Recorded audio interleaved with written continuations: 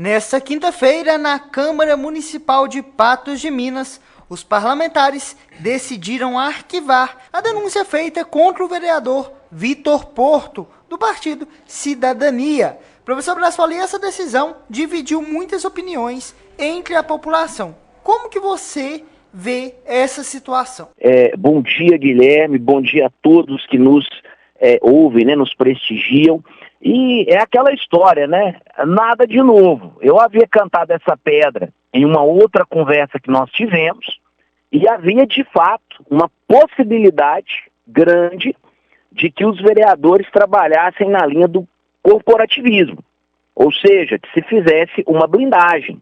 E ainda havia feito uma provocação aonde eu dizia, olha, o pau que dá em Chico pode ser que não dê em Francisco, porque a realidade pré-existente, tanto do Marquinhos, das Bananas, quanto do Lázaro Borges, são realidades muito diferentes, né, do vereador Vitor Porto.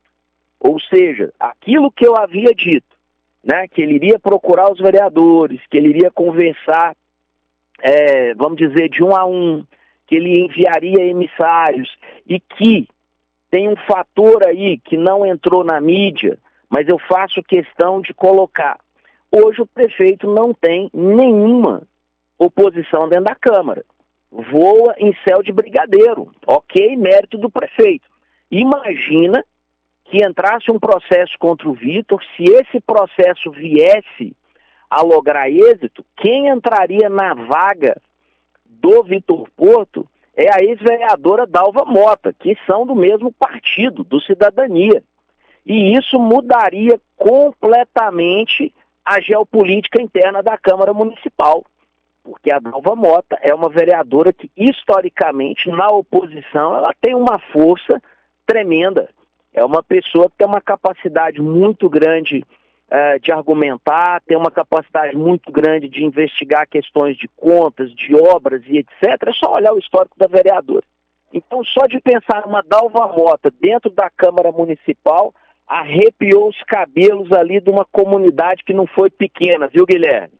Professor Blas Paulo, e outro ponto que a gente tem que olhar é a força do vereador também, além da Câmara, nas redes sociais. Isso acabou trazendo ele se defendesse, mostrasse a sua versão, um maior número de pessoas que os outros denunciados não tiveram. Você acha que isso pesou também na decisão? Teve um certo clamor vindo das redes sociais? Olha, eu não sei se a palavra é um clamor, mas desde o início se criou uma versão, né, que a denúncia do Hudson, na verdade, era uma denúncia que não tinha embasamento, porque seria tão somente porque outros dois vereadores haviam sido caçados. E o vereador ele conseguiu colocar, pelo menos ali para sua base, que ele era inocente, que na verdade o dinheiro que ele repassou, que os favores que ele fez, foi simplesmente uma ajuda de um amigo, e não de uma questão que havia entrado num aspecto de promessa. Embora a gente sabe que ele, né, batalhou para que essa vaga de fato fosse para o Hudson. Ou seja, o olhar que foi colocado, então, diferente daquele do vereador Lázaro Borges, e aí a gente pode falar sem medo, foram dois pesos, duas medidas, porque a situação não era diferente.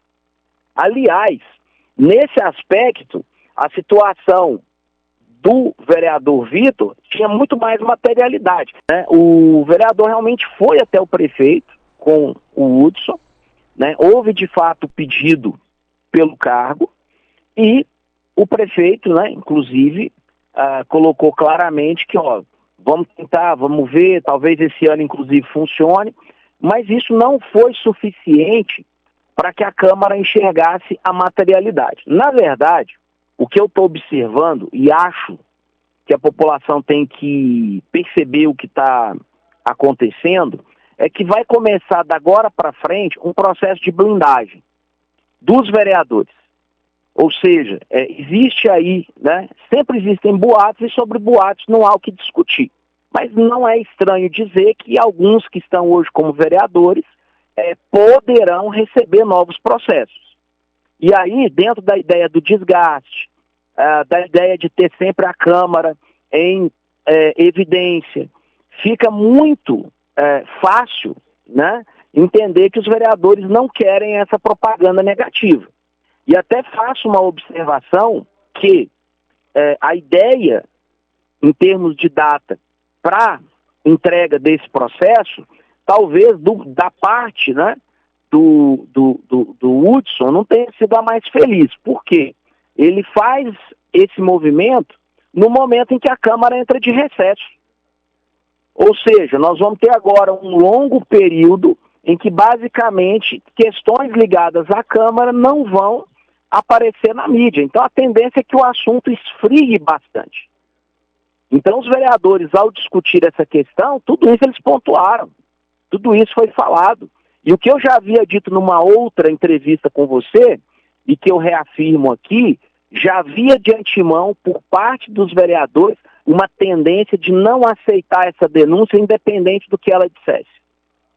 Ou seja, começamos a ter, então, de fato, depois de um ano transcorrido, um corporativismo e o desejo de proteger ali uns aos outros, numa dimensão aonde o que fez não é o mais importante, mas é salvaguardar a instituição de certos escândalos. Embora a gente sabe que o desgaste está aí. A divisão entre a população já está dada. Ou seja, boa parte da população que nós já conversamos, que nós alinhamos, né? Eles colocaram ali, inclusive na internet, aquele memezinho da pizza. Ou seja, não deu em nada. E isso, querendo ou não, é um fator negativo para a Câmara Municipal, porque se quer abrir uma comissão para apurar os fatos. Ou seja, nem se deram a esse trabalho. Professor Blas Paulo, e agora o processo, a denúncia, né, arquivada? O Hudson pode recorrer? Tem outras esferas que ele pode buscar para apresentar essa denúncia? Olha, ele pode recorrer ao Ministério Público, ele pode recorrer à Justiça Eleitoral. Agora, nós sabemos que tanto um quanto o outro são extremamente morosos, né? Eu acredito que o Hudson, por ter visto, né, as denúncias anteriores que chegaram, todas se tornaram pelo menos uma comissão, ele acreditou que dessa vez também se formaria uma comissão. Mas, repito, a realidade do Vitor Porto é completamente diferente, tanto do Marquinho quanto da questão do Lázaro Borges. Então, não é a mesma coisa, e aquilo que acontece com pessoas diferentes tem resultados diferentes. O caso é semelhante, mas por se tratar do Vitor Porto, a percepção do próprio conjunto de vereadores foi completamente oposta das anteriores, sem dúvida.